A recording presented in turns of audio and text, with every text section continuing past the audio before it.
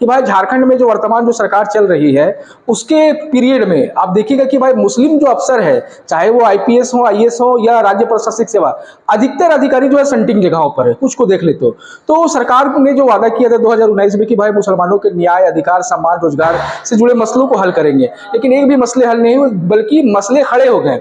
झारखंड में 543 उर्दू स्कूलों का स्टेटस छीन लिया गया, जुम्मा की छुट्टी खत्म कर दी गई, मामला हाईकोर्ट में, लेकिन सरकार की तरफ से कोई जवाब दाखिल नहीं किया जा रहा। उसी प्रकार हम देखेंगे कि मॉब लिंचिंग की 66 से अधिक घटनाएं हुई, अब तक उस पर कानून नहीं लाया गया। जो पीड़ित परिवार है उनको मौजूद न्याय नहीं दिया गया। 10 जून 2022 रांची में गोलीकांड हुआ, जो पुलिसकर्मी जिन्होंने गोली चलाया था, जिनके गोली से 2 नौजवानों की मौत हुई और 9 घायल हुए, उस पर भी कोई कार्रवाई नहीं हुआ। इस प्रकार अनेकों मसले हैं।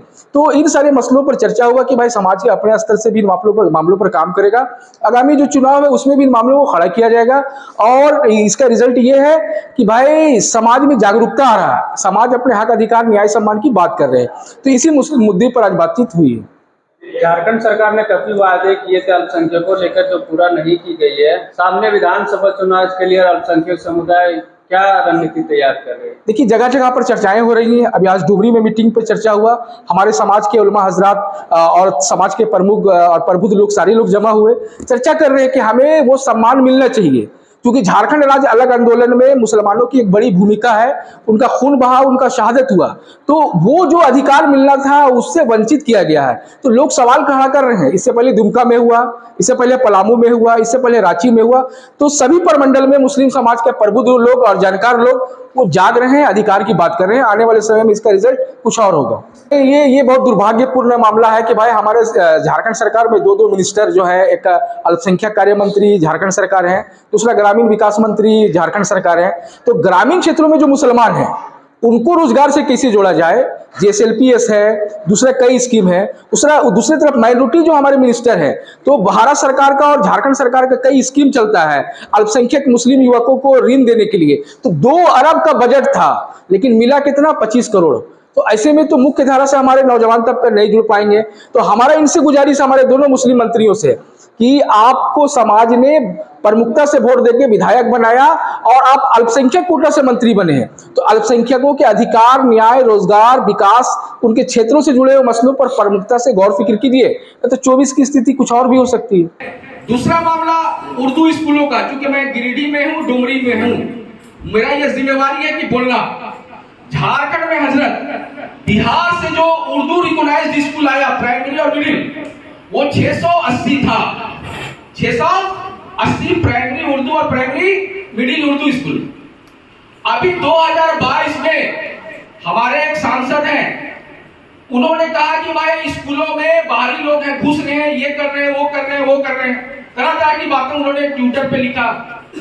अब हमारे इस क्षेत्र के जो शिक्षा मंत्री थे, उन्होंने बिना इंक्वायरी का 543 उर्दू स्कूलों का स्टेटस छीन के जनरल स्कूल बना दिया।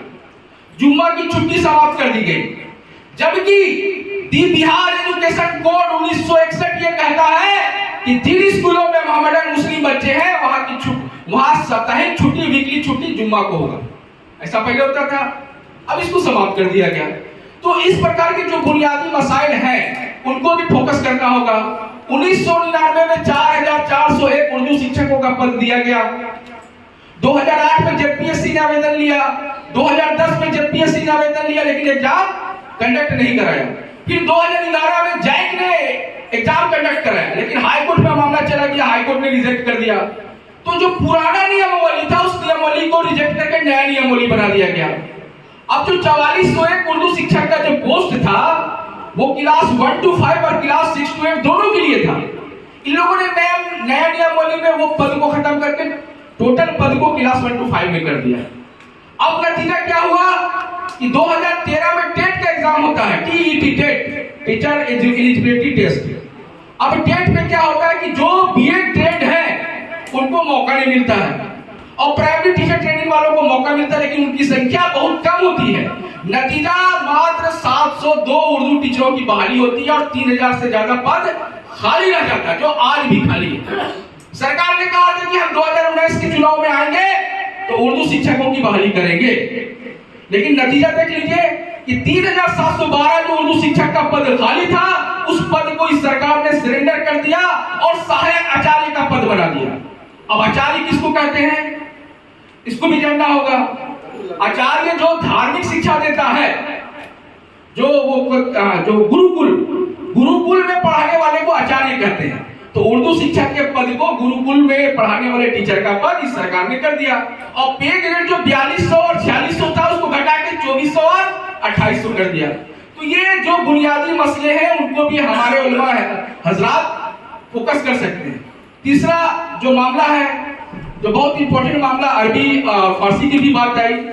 तो झारखंड में अरबी टीचर का भी पद है, फारसी टीचर का भी पद है।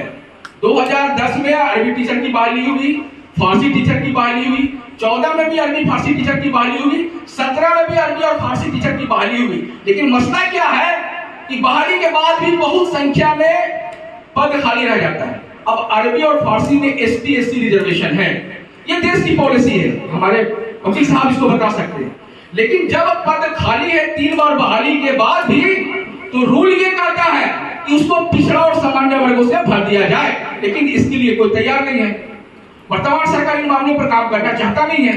तो मैं सरकार के खिलाफ नहीं बोलना चाहता हूं, लेकिन मैं बताना ये चाहता हूं कि भाई झारखंड राज्य के आंदोलन में हमारे लोगों का भी खून बहा है, हमारे लोगों की भी शहादत हुई है।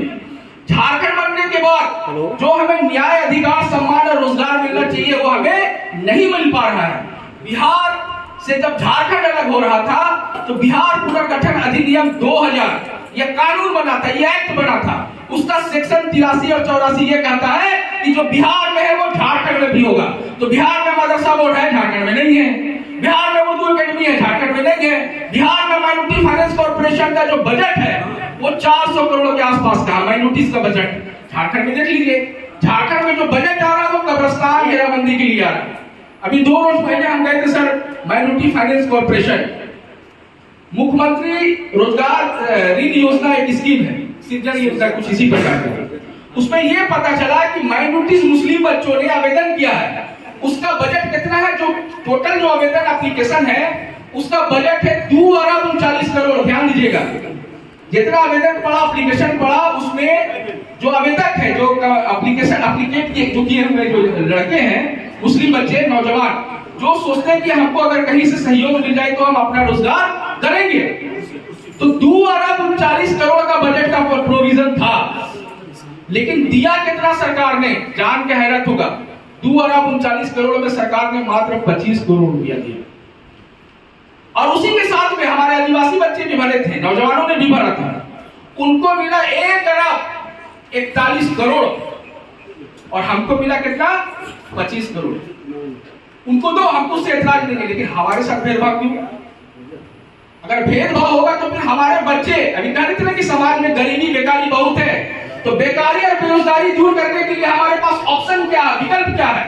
तो जो सरकार से जो सहयोग मिलना चाहिए वो भी हमको नहीं मिल पाता है। तो ऐसे कई मामले हैं, समय का अभाव है। मैं आखिरी में 2 बात और बताना चाहता हूं कि 17 मार्च 2016 से लेकर अब तक झारखंड राज्य में 66 मॉब लिंचिंग की घटनाएं हुई। कितना? 66। 2018 में सुप्रीम कोर्ट का डायरेक्शन था, झारखंड को भी पार्टी बनाया गया था कि झारखंड में मॉब लिंचिंग की घटनाएं कैसे रोकी जाएगी। हम खुद पिटिशनर थे हाईकोर्ट में 2019 में तबरेज अंसारी वाले मामले में। उससे पहले 17 में भी थे, जो लातेहार में जो मार दिया गया था, जो टांग के मार दिया गया था, उसमें भी सरकार ने एफिडेविट दायर करके कहा कि हम जो है इस पर कानून लाएंगे। हम लोगों ने मणिपुर का, पश्चिम बंगाल का, मध्य प्रदेश का, उत्तर प्रदेश का जो कानून था उसका कॉपी दिया माननीय मुख्यमंत्री महोदय को हाथ में, और उन्होंने भरोसा दिया कि हम बनाएंगे। लेकिन ऐसा बनाया कि 2 आदमी भी मिलकर मॉब लिंचिंग कर सकता, उस कानून के सेक्शन 80 मिला दिया। इसको वहीं गवर्नर ने वापस करके बोला कि आप इसको तुरंत सुधार के भेजें। आज भी वो कानून की कॉपी मुख्यमंत्री के पास पड़ा होगा, उस पर कोई कार्रवाई नहीं हो रही है। तो मेरा ये कहना है कि भाई झारखंड में जो माइनॉरिटी स्कूल है, जो मुस्लिम माइनॉरिटी, हम ईसाई माइनॉरिटी का बात नहीं कर रहे हैं, पूरे झारखंड में मात्र जो है 13 गो माइनॉरिटी मुस्लिम स्कूल है सर, जो एफिलिएटेड है, जो रिकॉग्नाइज्ड है, वो भी बिहार से। बिहार सरकार ने माइनॉरिटी स्कूल का स्टेटस दिया, झारखंड बनने के बाद एक भी माइनॉरिटी स्कूल की मान्यता सरकार ने नहीं दी है। ये बहुत ताज्जुब की बात है, 24वां साल चल रहा है। तो हमारे लिए हुआ क्या, हमने मांगा क्या? चुनाव नजदीक है, फिर डर दिखाया जाएगा, लेकिन इस बार डरना नहीं है, अड़ना है। अड़ना है किस बात पर कि हमको न्याय कब मिलेगा, हमको अधिकार कब मिलेगा, हमें शिक्षा और तालीम कब मिलेगा, हमारे बच्चों को रोजगार कब मिलेगा। नहीं अड़िएगा तो बहुत सारा मसला आएगा। हम 2007 में रांची यूनिवर्सिटी का चुनाव जीते और हेमंत सोरेन जी भी झारखंड छात्र मोर्चा के अध्यक्ष थे और हम भी झारखंड छात्र संघ के अध्यक्ष थे। और आप यकीन नहीं मानिएगा, आप सर्च कीजिएगा, हेमंत सोरेन को हम और चमरा लिंगर जो विधायक है, आदिवासी छात्र संघ और झारखंड छात्र संघ मिलकर हेमंत सोरेन को हरा दिए थे 2007 में रांची यूनिवर्सिटी का चुनाव। 28 साल बाद हुआ था वो चुनाव। तो हम लोगों ने संगठन बनाया, छात्र संगठन, हम लोगों ने काम किया कॉलेज यूनिवर्सिटीज में। जो बातें अब आ रही हैं वो बातें अब नहीं आती अगर हमारे जैसा और भी नौजवान तबका जो रील बना रहा है वो तबका यूनिवर्सिटी कॉलेज में नजर रखता, काम करता, मदद करता, तो ये हालात और मामला पैदा नहीं होता। लेकिन नौजवानों के जिंदगी में क्या समझ में नहीं आ रहा है। एक शेर है ना कि हम मचलते हैं तो वादियां मचलती है, हम मचलते हैं तो वादियां मचलती है, हम उबलते हैं तो तूफान आता है। हमें बदलने की कोशिश ना करो, हम बदलते हैं तो इतिहास बदल जाता है। तो जो हालात और मामलात है उसके लिए तो सामने आना होगा। डू एंड डाई की स्थिति है, करो या मरो।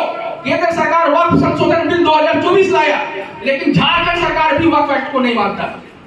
अगर वक्फ एक्ट को मानता तो हमारे इमाम, हमारे खतीब, हमारे मुअज्जिन को झारखंड सरकार का वक्फ बोर्ड सरकार का नहीं है, हमारे पूर्वजों का दिया हुआ है, हमारे बड़ों का दिया हुआ वक्फ प्रॉपर्टी। झारखंड में सर 152 वक्फ प्रॉपर्टीज है, 152, और आधा चतरा डिस्ट्रिक्ट भी वक्फ की प्रॉपर्टी है, आधा चतरा जिला। अभी हम लोग उसका केस लड़ रहे हैं। तो जो हमारे पास प्रॉपर्टीज है झारखंड में, हम उसका सही इस्तेमाल नहीं करते हैं, लोगों का कब्जा है, हम उस पर काम बोलते नहीं हैं। तो डरना सिर्फ अल्लाह से, और जो हक बात है, जो सच बात है, कोई भी रहे उसको बोलना है। तो हालात और मामलात को देखते हुए हम यही कहना चाहेंगे कि इमाम और खतीब और जो मुअज्जिन है उनको आज के दौर में, आज का जो हिसाब है, आज का जो समय है, उसके अनुसार उनको तनख्वाह मिलना चाहिए। एग्जाम्पल पुरानी रांची को ले लीजिए, हम लोग अभी और कोशिश कर रहे हैं कि और उसको बढ़ाएं, और केवल पुरानी रांची